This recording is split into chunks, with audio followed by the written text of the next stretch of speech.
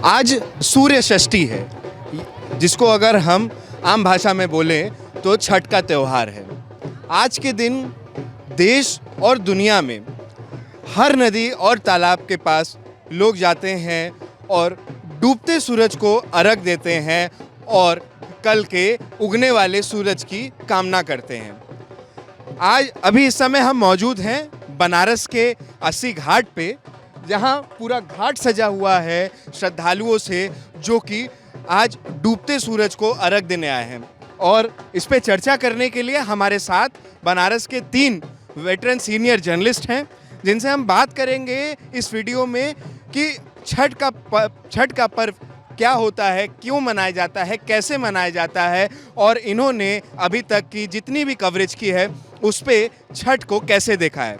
हमारे साथ इस समय हैं सीनियर जर्नलिस्ट अजय सिंह जी। हम सीधे आपसे बात करेंगे। अजय जी, ये बताइए कि छठ के पर्व के बारे में क्या होता है? देखिए, छठ जो है वो सूर्य षष्ठी कहते हैं, यानी सूर्य की पूजा है। यानी जब षष्ठी जो होता है तो उस समय जो है दीपावली के 6 दिन बाद जो है सूर्य षष्ठी के दिन पूजा होती है। और इस दिन इस पूजा की मान्यता ये है कि ये जो पूजा है ये सूर्य को अर्घ देने की है, यानी जल और पानी की ये पूजा है। इस पूजा से लोग जो हैं वो अपने पुत्र की समृद्धि की कामना, अपने घर के धन धान्य वृद्धि की कामना और इस तरीके की कामना करते हैं। और दुनिया का इकलौता ऐसा पर्व है जहां डूबते हुए सूर्य को अर्घ देते हुए इस बात से विदा किया जाता है कि कल सुबह जब आप निकलिएगा तो आपकी रश्मियों में हमारी आस्था का, हमारी श्रद्धा का, हमारी सेवा का वो भाव है, उन किरणों को आप मेरे पूरे परिवार पर आप प्रकाशित करिएगा, जिससे धन धान्य से परिपूर्ण हो, भरा हो। इसके पीछे का अगर छठ पर्व का अगर हम सांस्कृतिक महत्व देखें तो कई कहानियाँ हैं। इसकी कहानी अगर हम देखें तो रामायण काल से जुड़ती है कि भगवान राम जब लंका से विजय करके जब लौटे थे तो उसके बाद दीपावली पे तो बहुत भव्य दीपावली मनी थी अयोध्या में, जैसे अभी भी आपको देखा होगा कि दीपोत्सव हुआ होगा। उसके 6 दिन बाद भगवान राम और सीता ने सूर्य की उपासना की थी और सूर्य षष्ठी के दिन उन्होंने सूर्य की पूजा की थी। एक मान्यता वहाँ से है। एक मान्यता महाभारत काल से है कि एक कहा जाता है कि चौसर में जब पूरा अपना हार गए थे, तब द्रौपदी राजपाट हार गए थे, तो द्रौपदी को कृष्ण ने कहा था कि आप सूर्य षष्ठी की पूजा करिए तो पूरा राजपाट, धन, वैभव सब वापस होगा, षष्ठी मैया वापस करेगी। और एक कहानी ये है कि प्रियव्रत नाम के एक राजा थे, वो निसंतान थे, उन्होंने बहुत सेवा की थी, तो महर्षि ने उनको जो है एक पुत्रेष्टि यज्ञ किया था और उसमें खीर खिलाया था। लेकिन उससे जो पुत्र पैदा हुआ था वो मृत था। उनको लेकर के जब वो शमशान में गए, बहुत दुखी थे, तो वहाँ पर ब्रह्मा की मानस पुत्री पैदा हुई। उन्होंने कहा कि मैं पृथ्वी के मूल के 6ठे अंश की हूँ, षष्ठी हूँ, मेरी पूजा करोगे तो तुम्हें पुत्र की प्राप्ति होगी। तो उन्होंने पूजा किया था तो पुत्र की प्राप्ति हुई थी। तब से ये सारी प्राचीन मान्यताएं हैं और इस मान्यताएं को लेकर के ये पूजा की जाती है। यहाँ पर ये पूजा, सूर्य षष्ठी की पूजा का ये पूरा महत्व है। तो जैसा ये अजय सिंह जी ने बताया कि एक बहुत ही पौराणिक महत्व का ये त्यौहार है। हमारे साथ हैं हिमांशु शर्मा जी। हिमांशु शर्मा जी अगेन एक बहुत वेटरन जर्नलिस्ट हैं, प्रिंट और डिजिटल मीडिया और ब्रॉडकास्ट मीडिया में इन्होंने काफ़ी समय दिया है।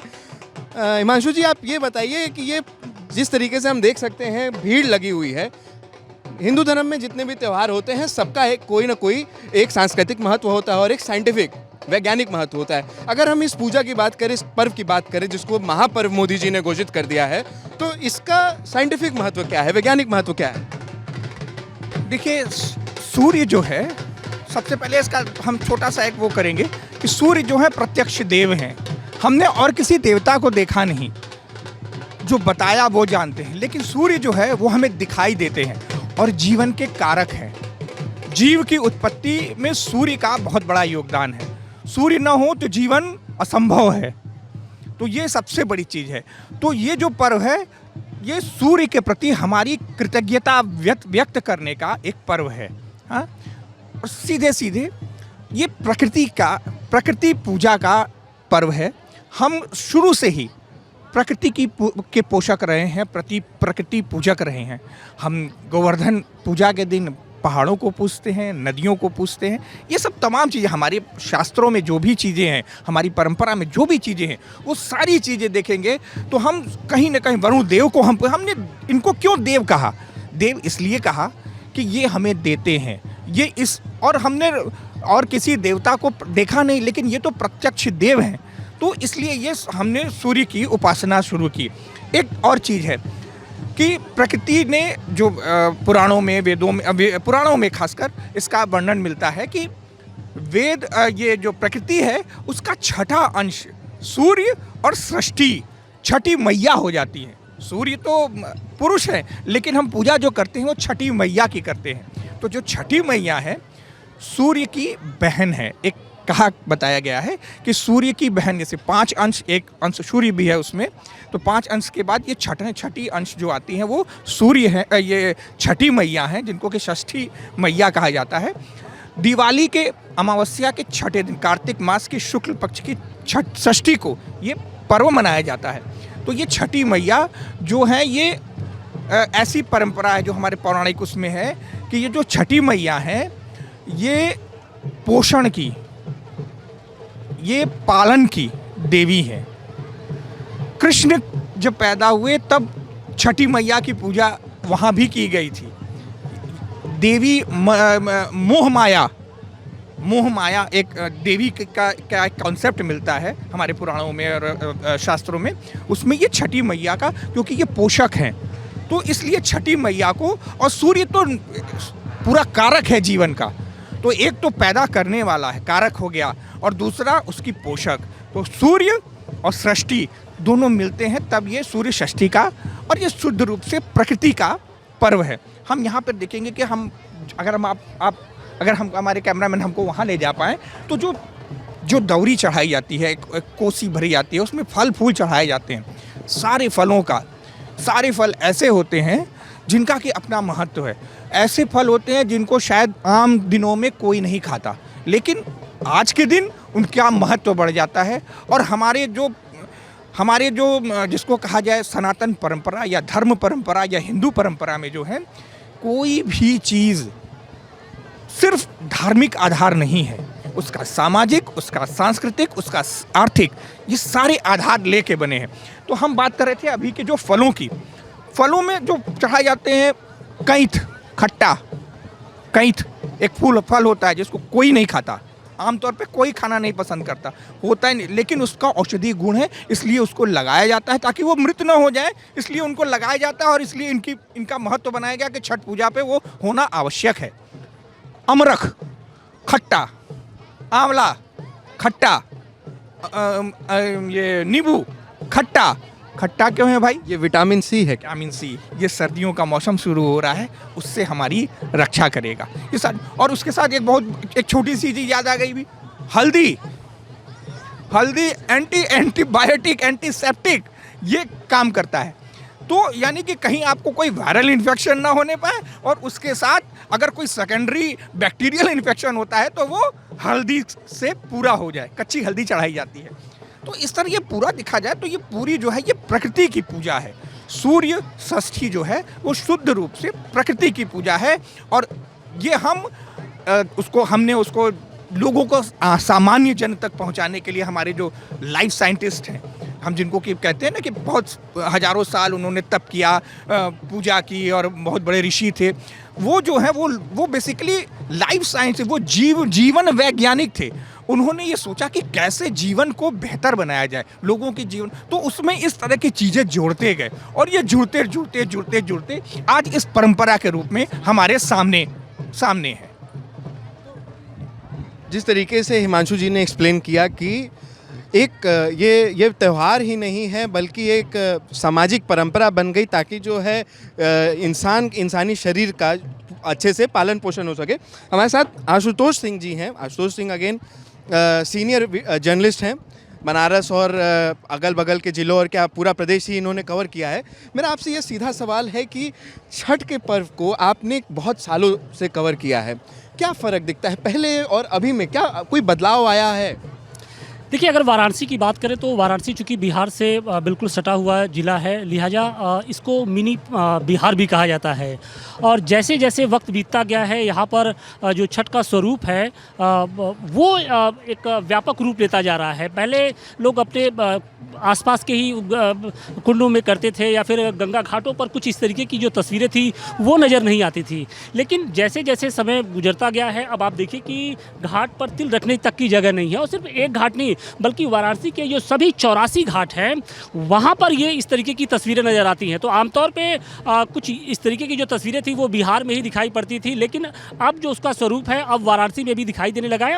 और जिस तरीके से वाराणसी के जो लक्खा मेले हैं, उसी तरीके से अब उसको, अब एक तरीके से लोग इसको भी मानने लगे हैं कि ये भी एक लक्खा मेले में ही शुमार हो गया है, क्योंकि प्रशासनिक जो व्यवस्थाएं हैं छठ के लिए काफ़ी दुरुस्त कर ली गई हैं। देखिए, आप घाटों पर कुछ दिन पहले तक यहाँ पर बिल्कुल गंगा का जो बढ़ाव था आगे तक था, लेकिन प्रशासन की ओर से दिन रात व्यवस्थाएं की गई, मेहनत की गई, और उसके बाद से आप देखिए कि काफ़ी कुछ अब यहाँ पर तस्वीरें ठीक ठाक दिख रही हैं। तो जिस तरीके से व्यवस्थाएं बदलती गई हैं, उसकी वजह से जो लोग हैं उनका भी जुड़ाव कहीं ना कहीं इस पर्व की ओर बढ़ता गया है। और यही कारण भी है कि अब यहाँ पर जो छठ का स्वरूप है वो बढ़ता गया। जैसा कि हिमांशु जी ने कहा कि छठ एक प्रकृति का पूजा है, प्रकृति की पूजा है, तो सबसे बड़ी बात यह है कि आमतौर पे ऐसा किसी त्यौहार में या फिर पूजा में हम नहीं देखते हैं जहाँ पर इस तरीके से लोग सीधे प्रकृति की पूजा करते हैं। कहीं ना कहीं उनके बीच में एक माध्यम होता है, मंत्रोच्चार होता है, तमाम तरह की चीज़ होती हैं, लेकिन 4 दिनों तक ये पूरा आयोजन होता है और इस दौरान किसी तरीके का कोई मंत्रोच्चार नहीं, बल्कि लोग खुद प्रकृति से जुड़ते हैं और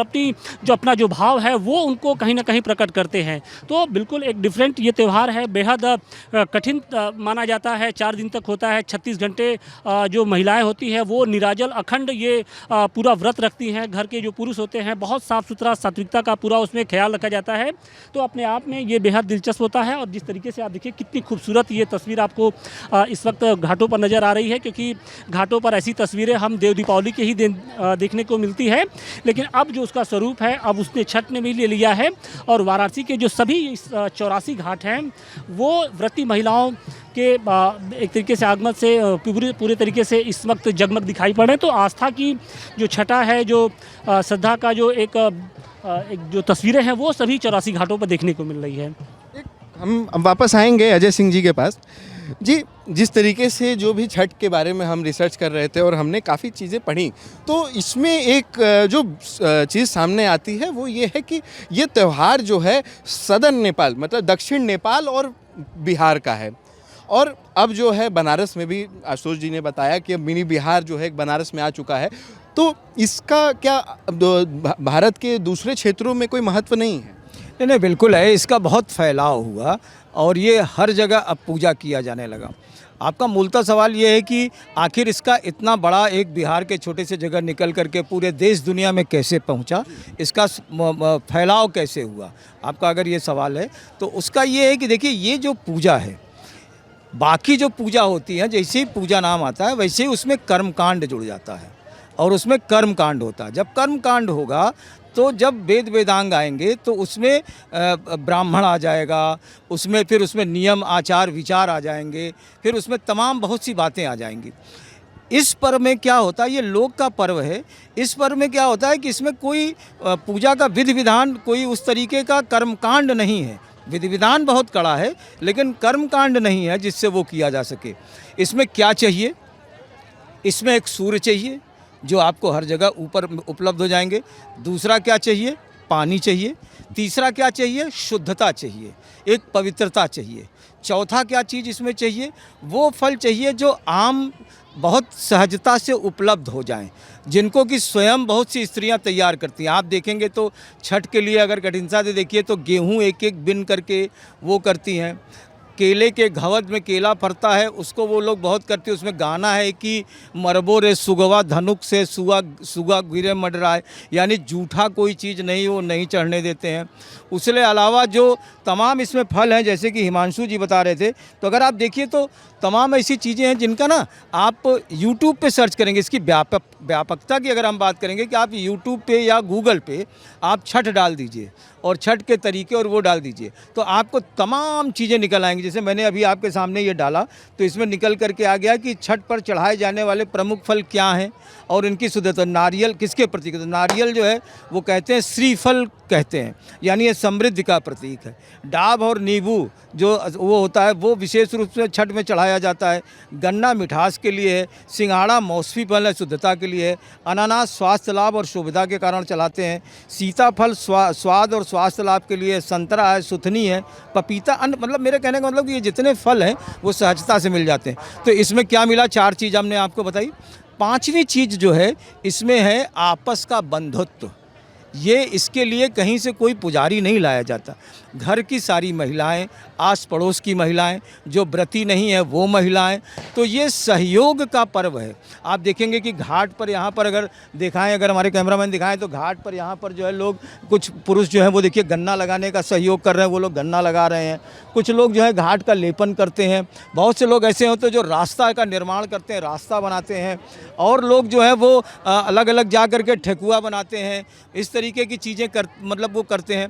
तो क्या हुआ कि इसमें चूँकि बहुत कर्मकांड नहीं था, चीज़ें नहीं थी, और भारतवर्ष जो है वो के जो लोग हैं वो भारतवर्ष में हर 40 किलोमीटर बाद बोली, भाषा, विवाह, संस्कार, गीत बदल जाते हैं।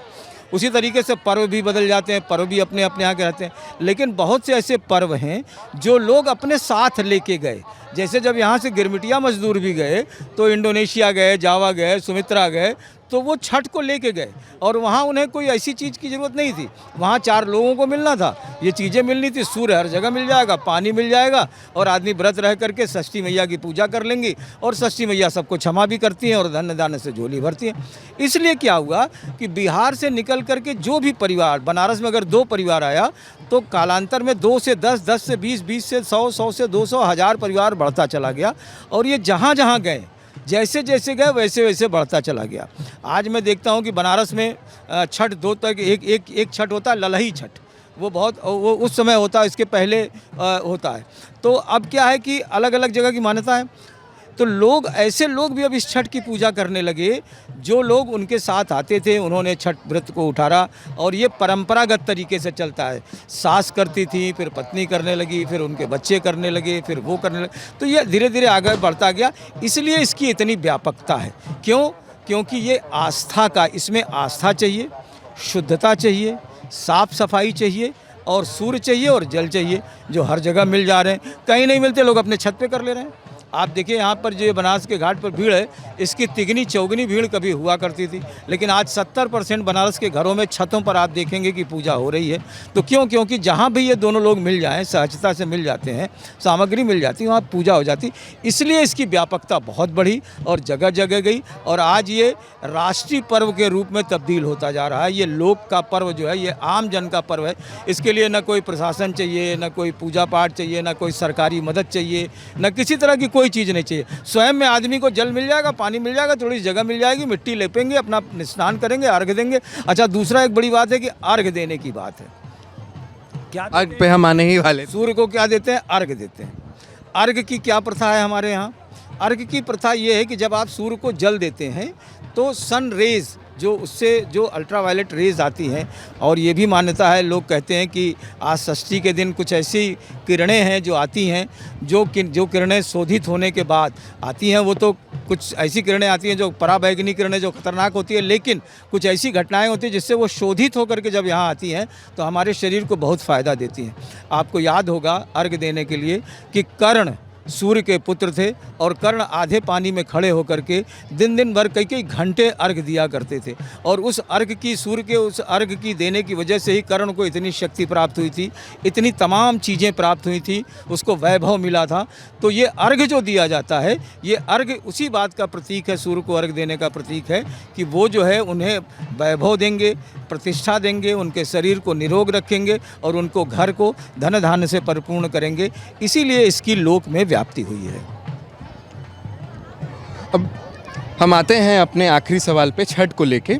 अगर हम छठ के बारे में देखें तो छठ का जो जिक्र है, जो पहला वर्णन है, वो हमारे पुराणों के ऋग्वेद में मिलता है।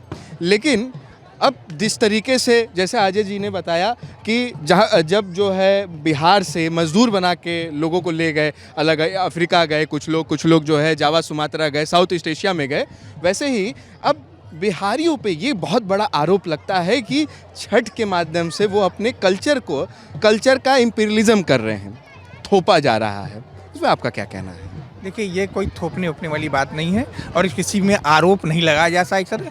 देखिए, सबसे पहले अगर हम थोड़ा सा, ये हमारा कॉन्सेप्ट है, हम किसी को नहीं कह सकते कि ये हुआ होगा या ऐसा, या हम ऐसा सोचे हैं, सोचना है मेरा कि बिहार में ये पर्व इतना विस्तार, बिहार में इतना बड़ा क्यों हुआ, इसके पीछे अगर हम थोड़ा सोचेंगे।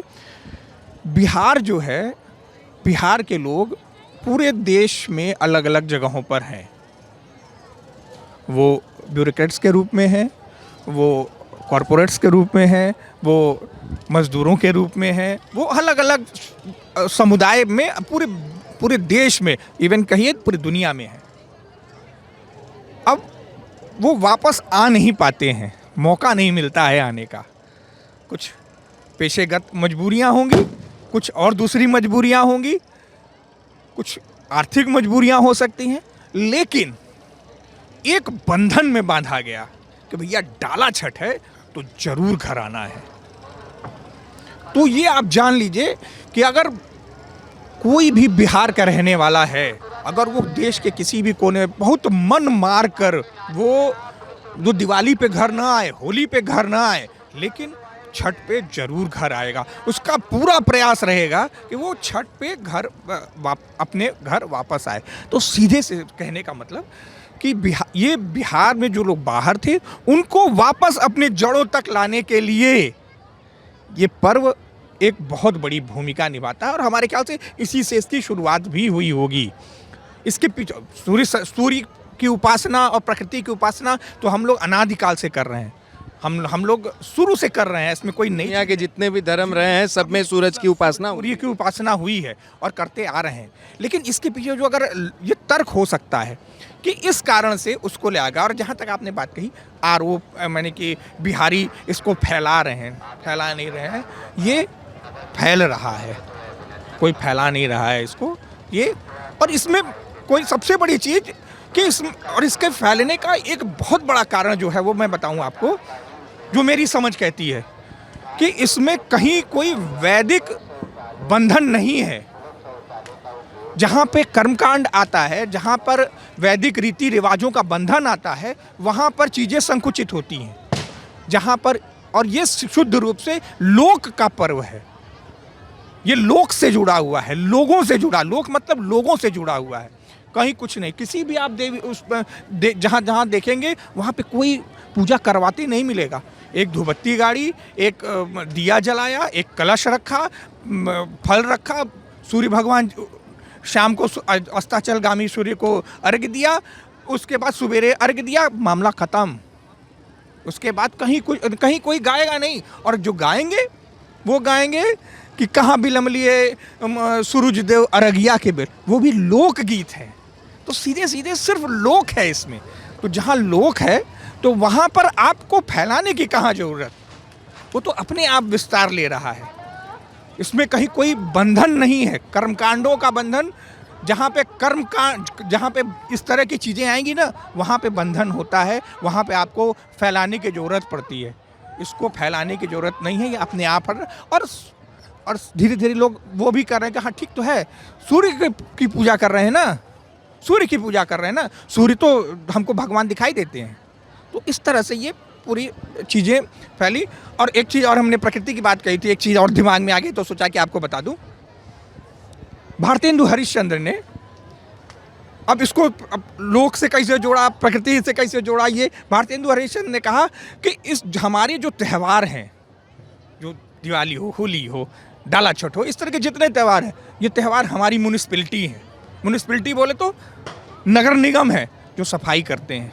डाला छठ में आप बिहार चले जाइए, घरों में चले जाइए, साफ सफाई का इतना महत्व है कि आप पूछिए मत। तो ये कहने का मतलब ये कि ये शुद्ध रूप से पूरी तरह से ये हमारी आस्था से, हम भगवान को मानते हैं, सूर्य को मानते हैं, छठी मैया को मानते हैं, हम उनकी पूजा करते हैं और बिना किसी वैदिक रीति, बंधनों, कर्मकांड, मंत्र कहीं कोई ज़रूरत नहीं है। बस हमको सिर्फ आस्था से मतलब है, श्रद्धा से मतलब है, सूर्य से मतलब है और छठी मैया से मतलब है, और यही पूजा ये पूरी चल रही है। ये लोक का पर्व है और लोक आपको दिख रहा होगा ना कि कितनी कौन कौन सी चीज़ें इस्तेमाल हो रही हैं, जो लोक की चीज़ें। गन्ना बहुत आराम से गन्ना आराम से मिल जाता है। इस समय गन्ना हुआ है, गन्ना मिल जा रहा है। नई फसल। हाँ, बस ये आप सीधे आप इसको इसी तरह देखिए। और धर्म और सनातन, ये ना कि आप जो यहाँ पर अगर आप भीड़ देखिए, अगर आप इसको इस तरह से देखिए तो व्रत करने वाली एक महिला होगी या दो महिला होगी, लेकिन उसके साथ उसका पूरा परिवार है। परिवार ही नहीं है, आस पड़ोस के लोग हैं, उसके आस पड़ोस के। इसका जो प्रमुख खाद्य बनता है, जो प्रसाद बनता है, जो खरना के दिन से लेकर के शुरू होता है, तो हर एक चीज़ का अपना साइंटिफिक महत्व, उसको बताने चलेंगे वैसे ही हम लोगों ने बड़ी लंबी बात की, बताने चलेंगे तो और भी बहुत लंबा हो जाएगा। लेकिन आप देखिए कि उसमें जो उसका एक दौरा है, दौरे में सांचा है, सांचे में नाना प्रकार के जो है वो फल फूल, वैद्य नैवेद्य, ये सारी नैवेद्य है, ये सारी चीज़ें रखी जाती हैं और उस तरीके से करके पूजा करते हैं।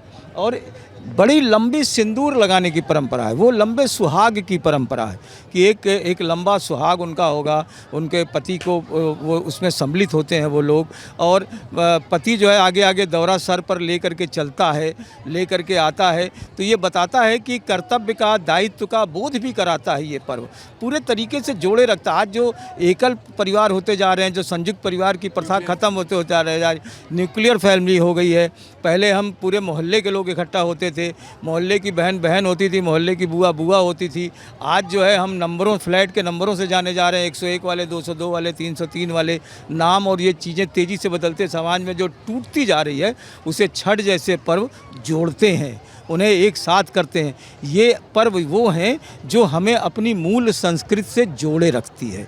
तो ये इसका महत्व है, ये लोक का पर्व है, ये छठ है। और हमें 20 साल हो गया इस छठ पर्व को कवर करते हुए। मुझे आज तक इन 20 वर्षों में कोई बदलाव नज़र नहीं आया। जो 20 वर्ष पहले जिस तरीके से हमने, जो लोग पूजा करते हुए, जो प्रसाद, जो नैवेद्य, जो तरीका, जो चीज़ें थी, वही आज भी 20 वर्ष बाद भी मुझे नज़र आ रहा है।